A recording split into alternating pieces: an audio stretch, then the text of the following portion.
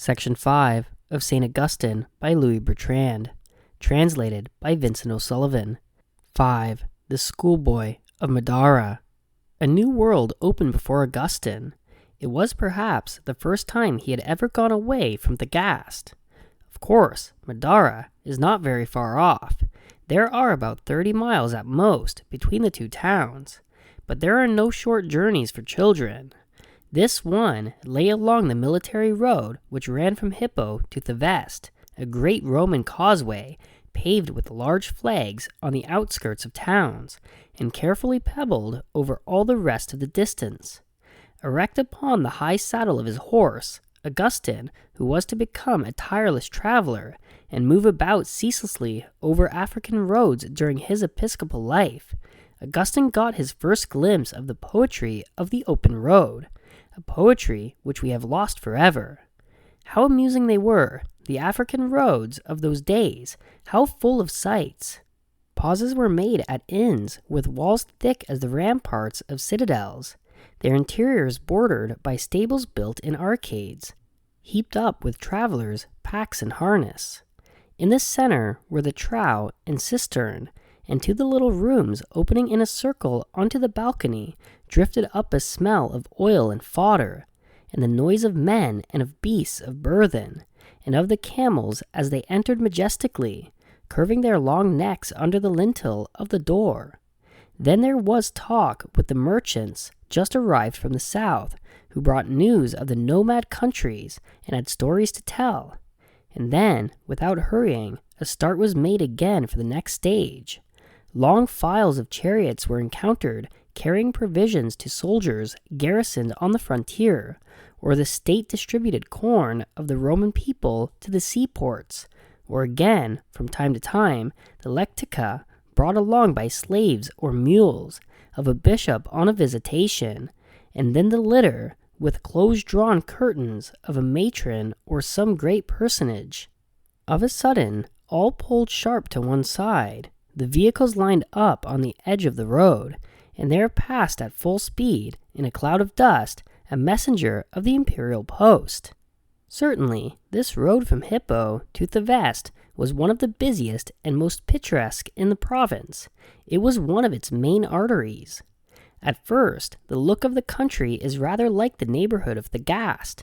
The wooded and mountainous landscape still spreads out its little breast-shaped hills and its sheets of verdure. Here and there, the road skirts the deeply ravined valley of Madaura. At the foot of the precipitous slopes, the river can be heard brawling in a torrent over its stony bed, and there are sharp descents among thickets of juniper and the fringed roots of the dwarf pines. Then, as the descent continues, the land becomes thinner and spaces bare of vegetation appear oftener. At last, upon a piece of tableland, Madaura comes into view, all white in the midst of the vast tawny plain, where today nothing is to be seen but a mausoleum in ruins, the remains of a Byzantine fortress, and vague traces vanishing away. This is the first rise of the great plain which declines towards the west and the group of the Aras Mountains. Coming from the woodland country of Thagaste, the nakedness of it is startling. Here and there, thin cows crop starveling shrubs which have grown on the bank of some Uid run dry. Little asses, turned loose, save themselves at a gallop towards the tents of the nomads, spread out, black and hairy, like immense bats on the whiteness of the land. Nearer, a woman's red hayek interposes, the single stain of bright color breaking the indefinite brown and gray of the plain. Here is felt the harshness of Numidia. It is almost the stark spaces of the desert world. But on the side towards the east, the architecture of mountains, widely sculptured, stands against the level reaches of the horizon. Upon the clear background of the sky show distinctly lateral spurs and a cone like to the mystic representation of Tanit. Towards the south, crumbling isolated crags appear, scattered about like gigantic pedestals uncrowned of their statues, or like the pipes of an organ raised there to capture and attune the cry of the great winds of the steppe. This country is characterized by a different kind of energy from Thagaste. There is more air and light and space. If the plantation is sparse, the beautiful shape of the land may be observed all the better. Nothing breaks or lessens the grand effects of the light. And let no one say that Augustine's eyes cared not for all that. He who wrote after his conversion and in all austerity of his repentance, quote, "If sentient things had not a soul, we should not love them so much." End quote. It is here, between Madaura and Thagaste, during the eager years of youth, that he gathered together the seeds of sensations and images which, later on, were to burst forth into fiery and boiling metaphors in the Confessions, and in his homilies and paraphrases of Holy Scripture. Later on, he will not have the time to observe, or he will have lost the power. Rhetoric will stretch its commonplace veil between him and the unceasing springtide of the earth. Ambition will turn him away from those sights which reveal themselves only to hearts unselfish and indifferent. Then, later on, faith will seize hold of him to the exclusion of all else. He will no longer perceive the creation save at odd moments in a kind of metaphysical dream, and, so to speak, across the glory of the Creator. But in these youthful years, all things burst upon him with extraordinary violence and ecstasy. His undulled senses swallowed greedily the whole banquet offered by this wide world to his hunger for pleasure. The fugitive beauty of things and beings, with all their charms, revealed itself to him in its newness. Novissimarum, rerum, fugaces, pulchritudinus, irumque, sovadititis. This craving for sensation will still exist in the great Christian teacher, and betray itself in the warm and colored figures of his style. Of course, he was not as a worldly describer, who studies to produce phrases which present an image, or arranges glittering pictures. All such endeavors he knew nothing about, but by instinct, and thanks to his warm African temperament, he was a kind of impressionist and metaphysical poet. If the rural landscape of Thagaste is reflected in certain passages, the pleasantest and most well-known of the Confessions, all the intellectual part of Augustine's work finds its symbolical commentary here in this arid and light-splashed plain of Madaura. Like it, the thought of Augustine has no shadows.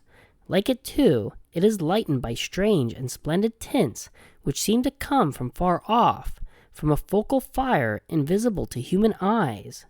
No modern writer has better praised the light, not only the immortal light of the blessed, but that light which rests on the African fields and is on land and sea, and nobody has spoken of it with more amplitude and wonder.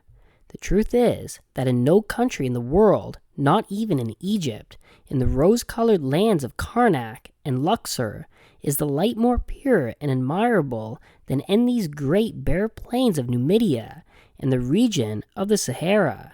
Is there not enchantment for the eyes of the metaphysician in this play of light, these nameless interfulgent colors which appear flimsy as the play of thought?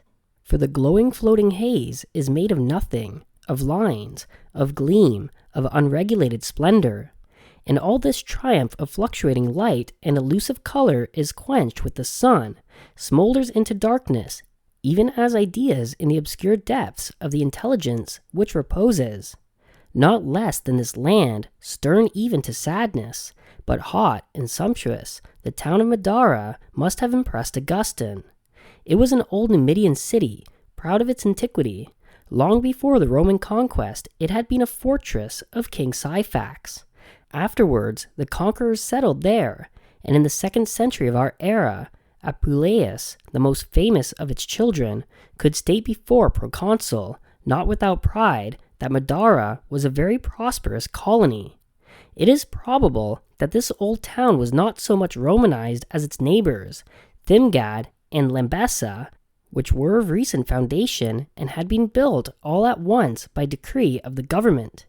But it may well have been as Roman as Thagaste, a no less ancient city, where the population was probably just as mixed. Madaura, like the West, had its temples with pillars and Corinthian porticos, its triumphal arcs. These were run up everywhere.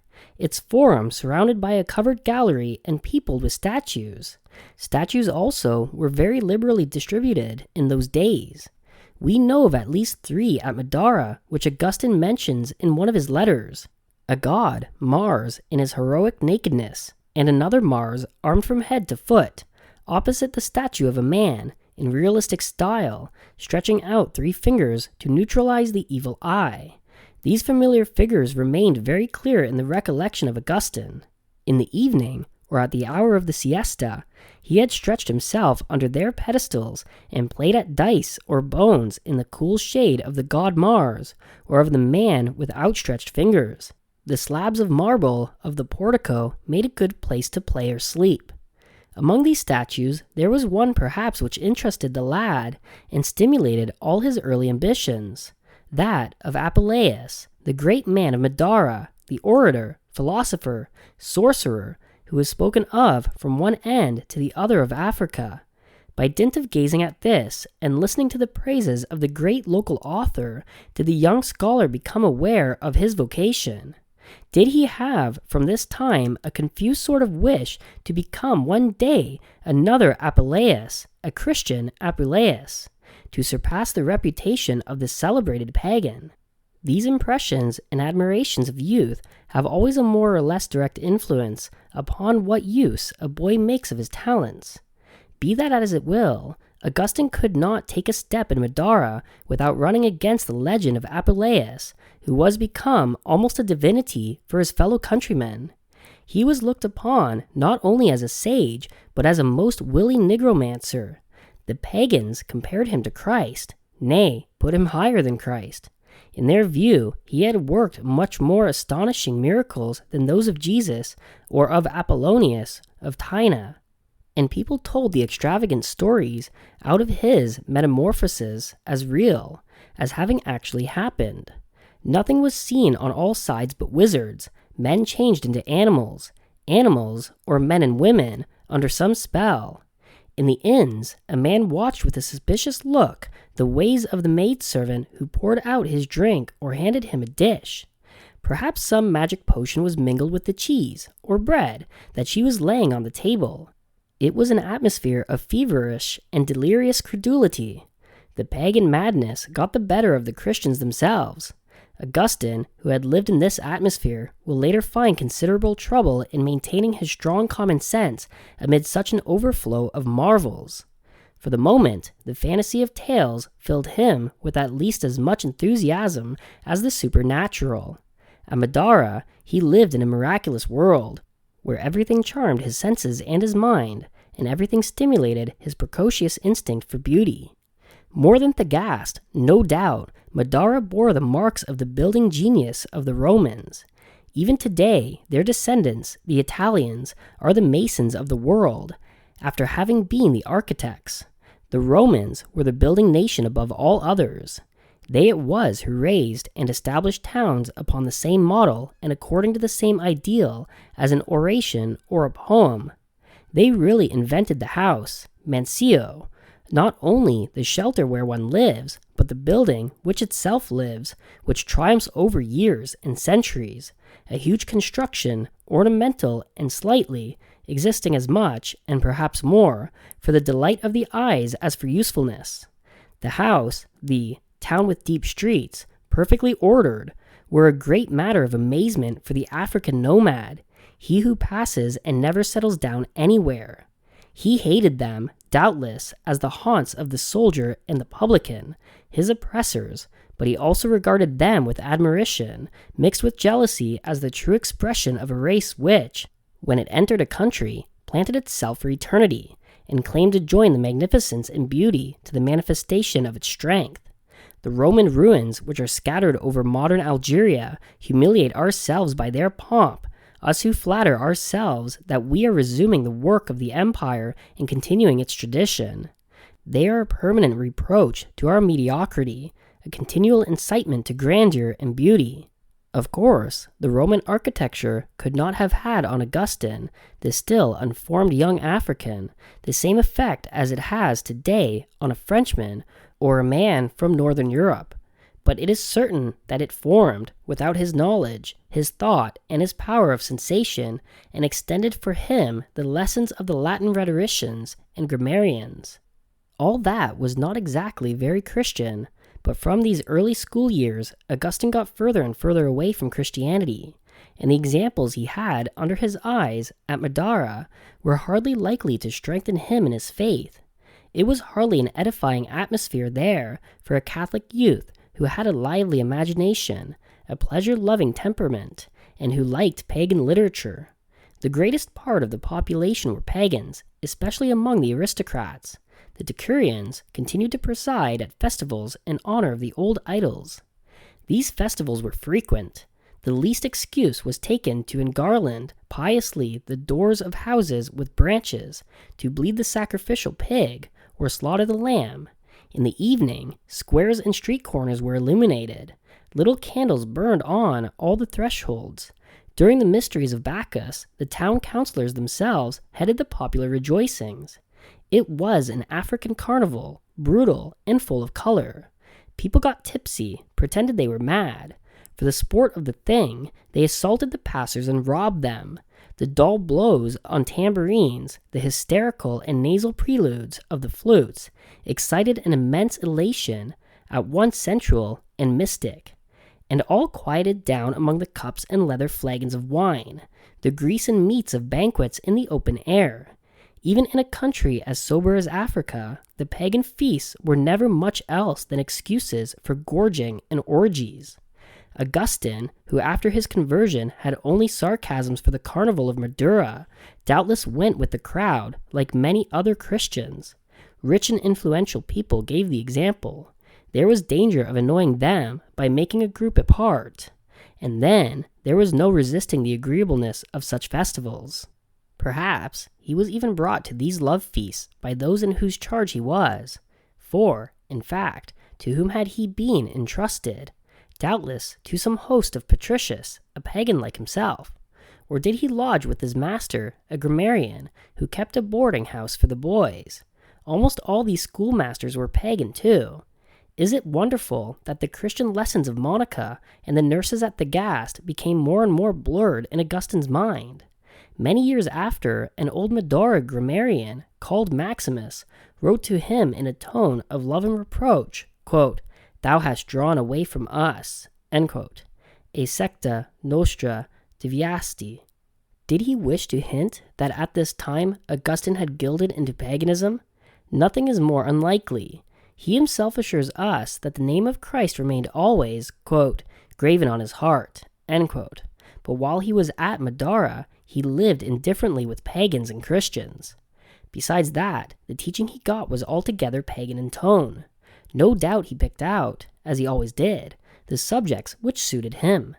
Minds such as his fling themselves upon that which is likely to nourish them. They throw aside all the rest, or suffer it very unwillingly. Thus Augustine never wavered in his dislike for Greek. He was a poor Greek scholar. He detested the Greeks by instinct.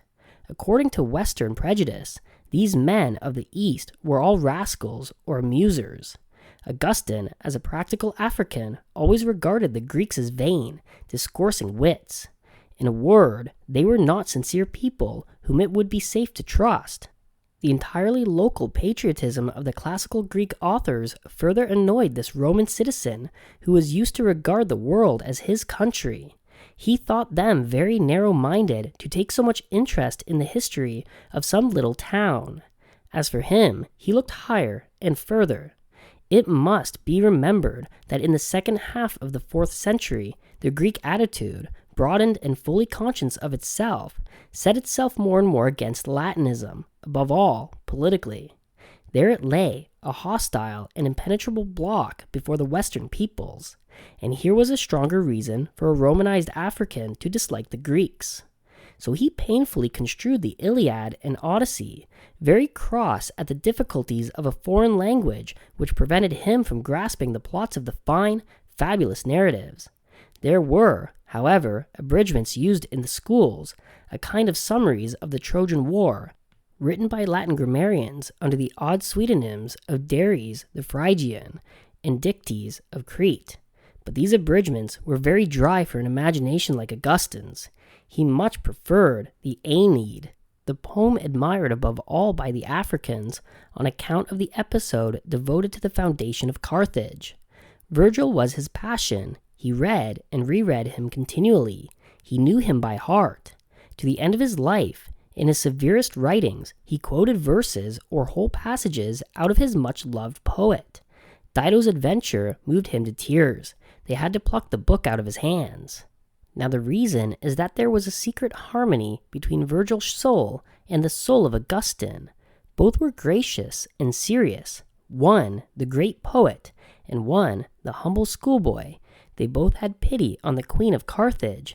They would have liked to save her, or at any rate to mitigate her sadness, to alter a little the callousness of Aeneas and the harshness of Thetis. But think of it, love is a divine sickness, a chastisement sent by the gods. It is just, when all's said, that the guilty one should endure her agony to the very end. And then such very great things are going to arise out of this poor love. Upon it depends the lot of two empires. What counts a woman before Rome and Carthage? Besides, she was bound to perish. The gods had decreed it. There was in all that a concentrated emotion, a depth of sentiment, a religious appeal which stirred Augustine's heart, still unaware of itself. This obedience of the Virgilian hero to the heavenly will was already an adumbration of the humility of the future Christian. Certainly, Augustine did not perceive very plainly in these turbid years of his youth the full religious significance of Virgil's poem. Carried away by his headstrong nature, he yielded to the heart-rending charm of the romantic story. He lived it, literally, with the heroine. When his schoolmasters desired him to elaborate the lament of the dying Queen Dido in Latin prose, what he wrote had a veritable quiver of anguish. Without the least defense against lust and the delusions of the heart, he spent intellectually and in a single outburst all the strength of passion. He absorbed every love poem with the eagerness of a participating soul. If he took pleasure in the licentiousness of Plautus and Terence, if he read delightfully those comedies wherein the worst weaknesses are excused and glorified, I believe that he still took more pleasure in the Latin elegiacs who present without any shame the romantic madness of Alexandrine love. For what sing these poets even to weariness, unless it be that no one can resist the Cyprian goddess, that life has no other end but love, love for itself, to love for the sake of loving. There is the constant subject of these sensualists of Catullus, Propertius, Tibullus, Ovid. After the story of Dido, the youthful reader was ravished by the story of Ariadne, even more disturbing because no remorse modifies the frenzy of it.